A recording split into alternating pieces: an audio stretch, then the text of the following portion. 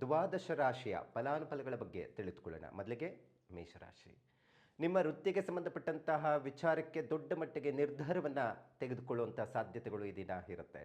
ಇನ್ನು ಕೆಲವರಿಗೆ ತಾಯಿ ಕಡೆಯಿಂದ ಹಣದ ವಿಚಾರದಲ್ಲಿ ಸಹಾಯ ಆಗುವಂತಹ ಸಾಧ್ಯತೆಗಳು ಈ ದಿನ ಕಂಡುಬರುವಂಥದ್ದು.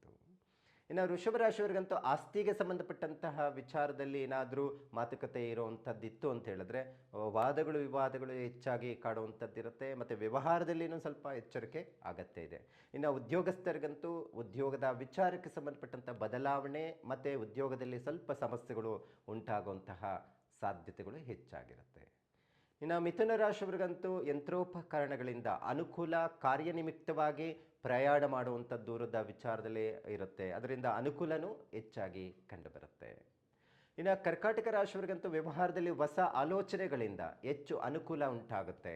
ಆಧ್ಯಾತ್ಮಿಕ ಚಿಂತನೆಗೆ ಹಾಗೂ ಒಲವು ಕೊಡುವಂತಹ ಸಾಧ್ಯತೆ ಇರುತ್ತೆ. ಇದನ್ನು ಹೆಚ್ಚು ಪೂಜೆ ಪುರಸ್ಕಾರಗಳ ಬಗ್ಗೆ ಒಲವು ಕೊಟ್ಟು ಪಾಲ್ಗೊಳ್ಳುವಂತಹ ಸಾಧ್ಯತೆಗಳು ಈ ದಿನ ಕಂಡುಬರುತ್ತೆ.